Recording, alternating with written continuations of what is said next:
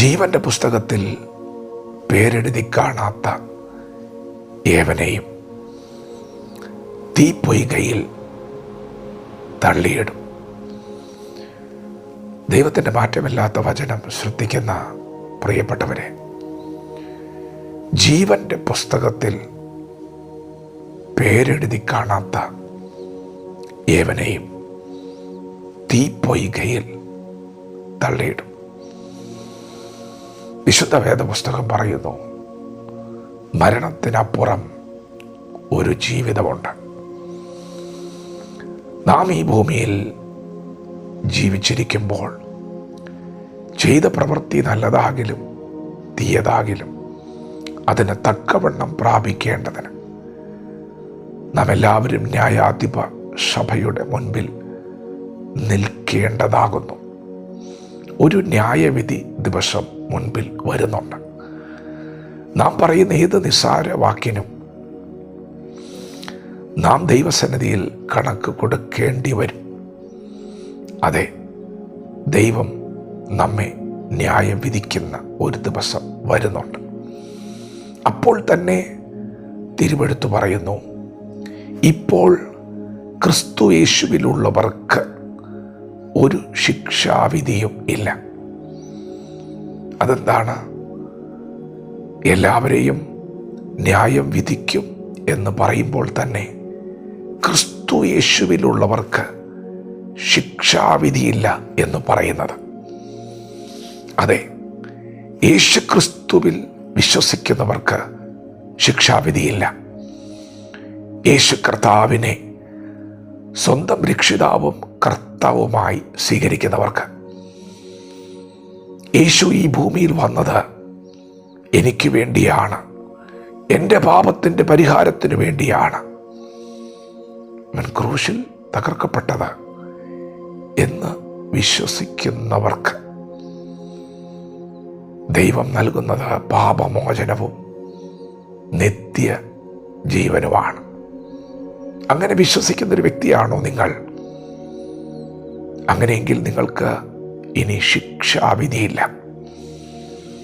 ദൈവം നിങ്ങളുടെ ശിക്ഷാവിധി യേശുവിൽ നടപ്പാക്കി കഴിഞ്ഞിരിക്കുന്നു. നിങ്ങൾ ഇന്നു മുതൽ ദൈവ പൈതലാണ്.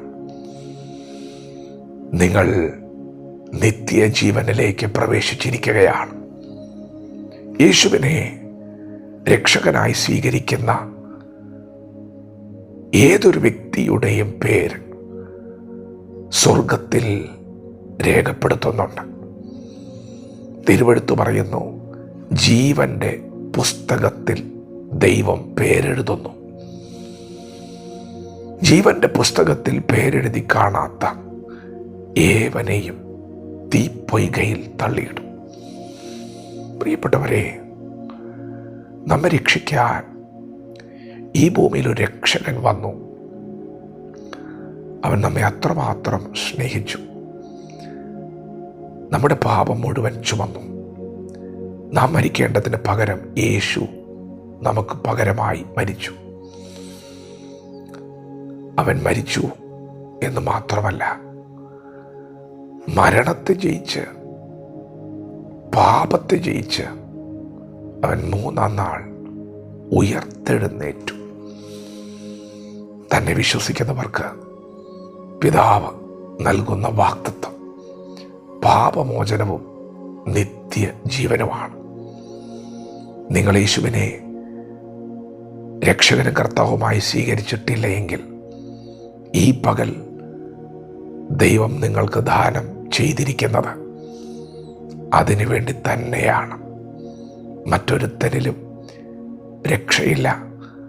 നാം രക്ഷിക്കപ്പെടുവാൻ ആകാശത്തിൻ്റെ കീഴിൽ മനുഷ്യരുടെ ഇടയിൽ നൽകപ്പെട്ട യേശു എന്ന നാമമല്ലാതെ വേറൊരു നാമവും ഇല്ല. യേശു പറഞ്ഞു, ഞാൻ തന്നെ വഴിയും സത്യവും ജീവനും ആകുന്നു. എന്നിലൂടെയല്ലാതെ ആരും പിതാവിൻ്റെ അടുക്കൽ എത്തുന്നില്ല.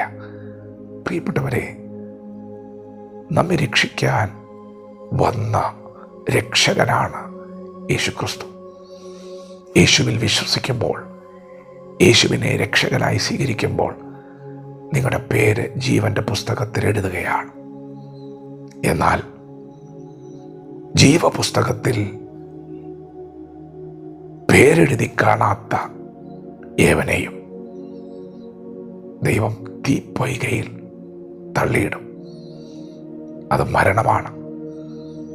ഈ ഭൂമിയിലെ നാം കാണുന്ന ശരീരത്തിൽ നിന്നുള്ള വേർപാടല്ല, ആ മരണമല്ല. ഇത് നിത്യ മരണമാണ്. തീപ്പൊയ്കയിൽ തള്ളിയിടുന്ന സമയം നാം നിത്യ മരണത്തിലേക്ക് പ്രവേശിക്കുകയാണ്. അവിടെ നിന്ന് നമ്മെ രക്ഷിക്കാൻ ആർക്കും കഴിയുകയില്ല. ഇപ്പോഴാകുന്നു സുപ്രസാദകാലം, ഇപ്പോഴാകുന്നു രക്ഷാദിവസം. കാലം തികഞ്ഞു, ദൈവരാജ്യം സമീപിച്ചിരിക്കുന്നു. ആകയാൽ മാനസാന്തരപ്പെട്ട സുവിശേഷത്തിൽ വിശ്വസിക്കുവിൻ.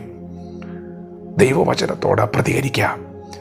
ദൈവം നമ്മെ ഓരോരുത്തരെയും ഈ പകൽ അനുഗ്രഹിക്കുമാറാകട്ടെ. ആമേൻ.